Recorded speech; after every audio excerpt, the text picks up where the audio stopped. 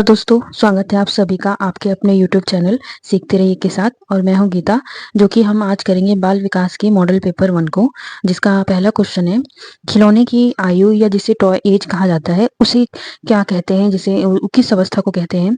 Option दे रखा है हमारे पूर्व बाल अवस्था को, या शैशवावस्था को, उत्तर बाल्यावस्था को, या उपरोक्त सभी। तो हमारा जवाब होगा, तो इसका सही जवाब है पूर्व बाल्यावस्था। एक हमारी होती है जस्ट अ सेकेंड। तो इसका सही जवाब है पूर्व बाल्यावस्था।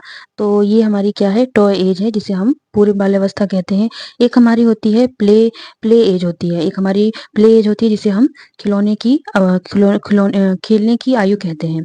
तो वो हमारी होती है उत्तर बाल्यावस्था, जिसे हम प्ले एज कहते हैं, प्ले एज। ओके। एक हमारी होती है टॉय एज और एक होती है प्ले एज, जो हम प्ले एज को बोलते हैं उत्तर बाल्यावस्था। फिर हम आगे बढ़ेंगे कि दूसरा क्वेश्चन है, उत्तर बाल्यावस्था में बालक भौतिक वस्तुओं के किस आवश्यक तत्व में परिवर्तन समझने लगते हैं। अब जैसे ऑप्शन दिया है, ए द्रव्यमान, ऑप्शन बी दिया है द्रव्यमान और संख्या, ऑप्शन सी संख्या, या द्रव्यमान, संख्या व क्षेत्र।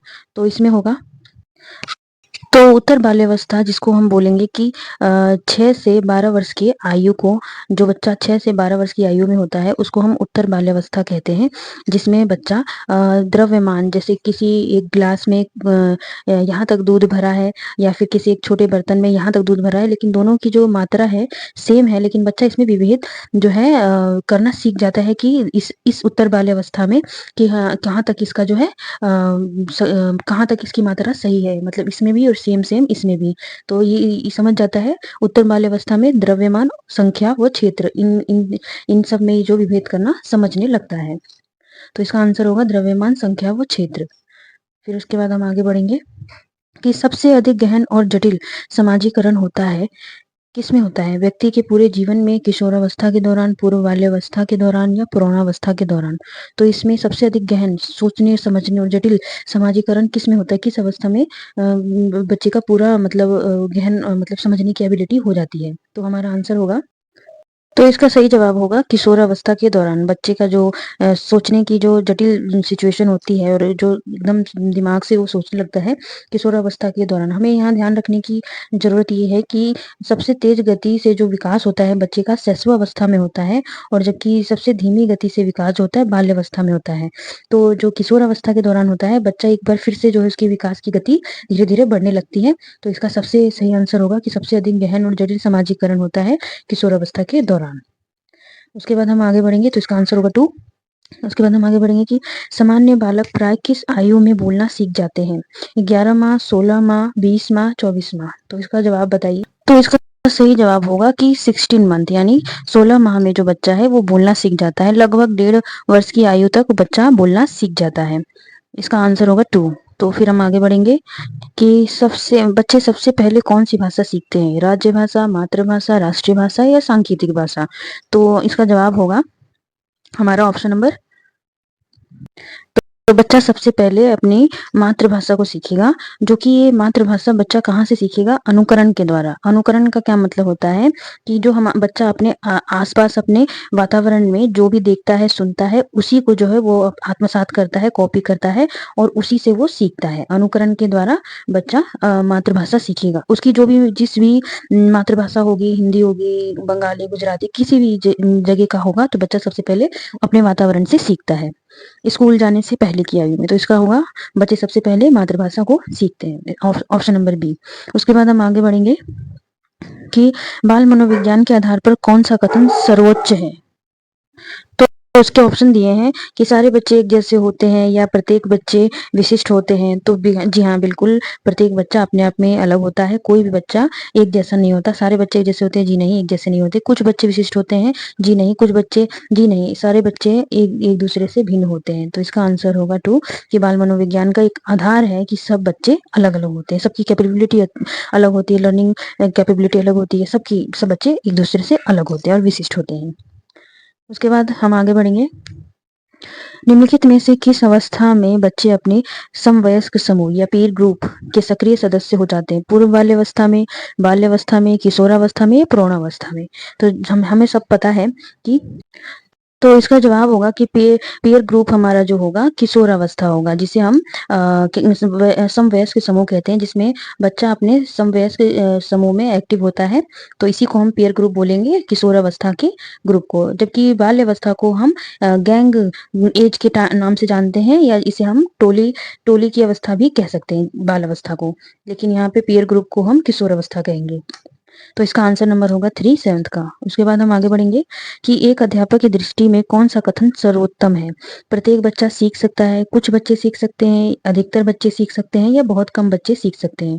तो प्रत्येक बच्चा सीख सकता है, इसका सही जवाब होगा कि एक अध्यापक की नजर में सारे बच्चे एक जैसे होते हैं, और सबके अंदर एक लर्निंग कैपेबिलिटी बच्चा जन्म से ही अपने अंदर आत्मसात और लेकर के आता है। वो लर्निंग स्किल उसके अंदर पहले से मौजूद होती है। यहाँ वातावरण में आने के बाद वो उस चीज को, अपनी कैपेबिलिटी को टीचर या उसकी जितने भी हेल्पर हैं जो उनकी मदद के द्वारा उनको विकसित करता है। तो एक अध्यापक के लिए प्रत्येक बच्चा सीख सकता है। उसके बाद हम आगे बढ़ेंगे, अगला क्वेश्चन देखेंगे कि मैकडूगल के अनुसार मूल प्रवृत्ति जिज्ञासा का संबंध संवेग कौन सा है। तो संबंध में जो है इसका भय, आश्चर्य, घृणा या भूख। तो हमें पता है कि मैकडूगल ने हमें 14 प्रकार की मूल प्रवृत्तियां बताई हैं। मैकडूगल के अनुसार 14 प्रकार की मूल प्रवृत्तियां हैं। तो उनके 14 मूल प्रवृत्तियों में जिज्ञासा जो है, जिज्ञासा से संबंधित किस किस मूल प्रवृत्ति या संवेग को कहा गया है। तो इसका आंसर होगा आश्चर्य को। आश्चर्य को जिज्ञासा की मूल प्रवृत्ति के संवेग के रूप में कहा गया है। जबकि भय जो है पलायन से है, और घृणा जो है निवृत्ति से, और भूख जो है भोजनावेशन से है। तो ये मैकडूगल के 14 मूल प्रवृत्तियों के संवेग के बारे में बता रहा है। उसके बाद हम आगे बढ़ेंगे कि शैशवावस्था की मुख्य विशेषता क्या नहीं है। कि पहला ऑप्शन दिया है सीखने की प्रवृत्ति में तीव्रता, जिज्ञासा की प्रवृत्ति, अनुकरण द्वारा सीखने की प्रवृत्ति, या चिंतन प्रक्रिया। तो इसमें से शैशवावस्था की मुख्य विशेषता क्या नहीं है, इसमें नहीं पूछा है, हमें इसको ध्यान में रखना है कि क्या शैशवावस्था की मूल प्रवृत्ति नहीं है। तो इसमें बच्चे का जो सीखने की प्रक्रिया में तीव्रता होती है ये होती है, जिज्ञासा की प्रवृत्ति ये भी होती है, और अनुकरण अनुकरण के द्वारा सीखने की प्रवृत्ति ये भी होती है। क्या नहीं होता है, चिंतन प्रक्रिया या फिर जो बोलते हैं नैतिकता का अभाव भी इसमें शैशवावस्था में नहीं होता। नैतिकता का अभाव, चिंतन का अभाव, इन सब की जो प्रक्रिया होती है वह शैशवावस्था में नहीं देखी जाती। तो इसका सही आंसर होगा ऑप्शन नंबर 4, जो कि विशेषता इसकी नहीं है शैशवावस्था की। उसके बाद हम आगे बढ़ेंगे कि किस मनोविज्ञान के अनुसार विकास एक सतत और धीमी धीमी प्रक्रिया है, जो कि हम प्रीवियस क्लासेज में पढ़ चुके हैं। तो इसका जवाब आप बताइए। जिस ऑप्शन दिया है कोल सैनिक, पियाजे, स्किनर या हरलॉक। तो हम अपनी प्रीवियस क्लासेज में हम देख चुके हैं कि धीमी धीमी विकास की प्रक्रिया एवं सतत प्रक्रिया किसने कहा है, किस मनोवैज्ञानिक ने कहा है। तो जैसे कि हमने प्रीवियस क्लासेज में पढ़ा भी है कि हमारे जो हरलॉक है, इसका सही जवाब होगा हरलॉक। जो हमारे हरलॉक है उन्होंने ये कहा है कि विकास जो है एक सतत और धीमी धीमी प्रक्रिया है। हम अपने प्रीवियस क्लास में इसको पढ़ चुके हैं। अगर आपने वो वीडियो नहीं देखा है तो आप उसको देख सकते हैं, डिस्क्रिप्शन बॉक्स में आपको मिल जाएगा। Thank you. फिर आगे बढ़ेंगे कि देखेंगे बाल्यावस्था होती है कौन सी, कौन सी एज को हम बाल्यावस्था बोलेंगे। 5 वर्ष तक को, 12 वर्ष तक को, या 21 वर्ष तक को, इनमें से कोई नहीं। तो हम बाल्यावस्था किस एज को हम कहेंगे। तो बाल्यावस्था हमारी होती है 12 वर्ष तक को। 12 वर्ष तक के बालक को हम बाल्यावस्था कहते हैं। लेकिन इस बाल्यावस्था में भी हम डिफाइन करेंगे कि पूर्व बाल्यावस्था होती है और उत्तर बाल्यावस्था होती है। लेकिन जो पूर्व बाल्यावस्था होती है वो 3 से 6 वर्ष तक के लिए होती है, और जो उत्तर बाल्यावस्था होती है वो 7 से 12 वर्ष तक के लिए होती है। लेकिन जो बाल्यावस्था की अंतिम सीमा है वो बाल्यावस्था 12 वर्ष तक की मानी जाती है। फिर उसके बाद हम आगे बढ़ेंगे कि विकास में वृद्धि से तात्पर्य है। तो विकास में वृद्धि से हम क्या समझेंगे, ज्ञान में वृद्धि, संवेग में वृद्धि, वजन में वृद्धि, आकार, सोच, समझ और कौशल में वृद्धि। तो इसके ऑप्शन में ही हमें जवाब समझ में आ रहा है कि आकार, सोच, समझ और कौशल में वृद्धि को ही हम विकास कहेंगे, डेवलपमेंट कहेंगे। जब किसी बच्चे के शारीरिक, मानसिक और आध्यात्मिक सभी विकास में वृद्धि को मापते हैं तो उसको हम आकार, सोच, समझ और कौशल में वृद्धि को कह सकते हैं। उसके बाद हम आगे बढ़ेंगे, निम्नलिखित में से कौन सी किशोरावस्था की मुख्य समस्याएं हैं। किशोरावस्था की मुख्य समस्याएं कौन सी है, संवेगात्मक समस्याएं, समायोजन की समस्याएं, शारीरिक परिवर्तनों की समस्याएं, या उपरोक्त सभी। तो किशोरावस्था में हम देखेंगे कि बच्चे के अंदर फिजिकली, मेंटली चेंजेस आते हैं। तो इसका सही जवाब होगा उपरोक्त सभी संवेगात्मक समस्याएं, समायोजन समस्याएं और शारीरिक परिवर्तनों की समस्याएं, मेंटली और फिजिकली सभी तरह की चेंजेस बच्चे के अंदर इस अवस्था में आती है, किशोरावस्था में, जिसको उसे हैंडल करना बहुत जरूरी होता है।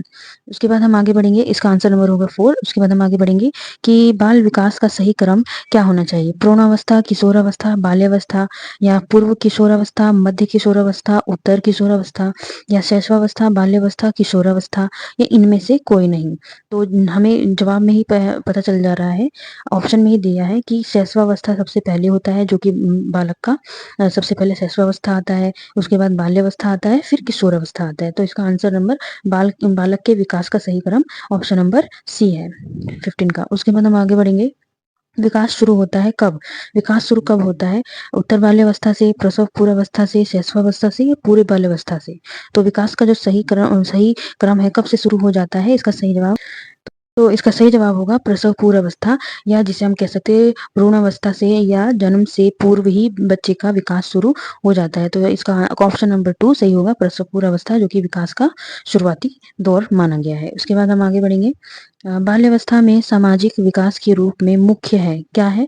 सामाजिक चेतना का यथेष्ट विकास, या बालक व बालिकाओं में एक साथ रहने की प्रवृत्ति, या अपनी अवस्था के गिरोह से अलग रहना, या बाल्यकाल की अंतिम अवस्था में माता पिता में स्वास्थ्य सामंजस्य। तो बाल्यावस्था में सामाजिक विकास के रूप में मुख्य क्या है, तो इसका ऑप्शन नंबर हमारा, तो इसका सही जवाब होगा हमारा बालक व बालिकाओं में एक साथ रहने की प्रवृत्ति।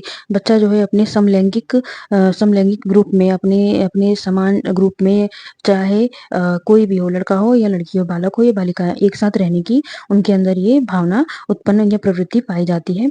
इसमें जो है लिंग लिंग विभेद नहीं होता है, जबकि किशोर अवस्था में विषम लैंगिक, है ना, दूसरी विपरीत लैंगिक के साथ फ्रेंडशिप करने की जो प्रवृत्ति होती है वो किशोर अवस्था में पाई जाती है।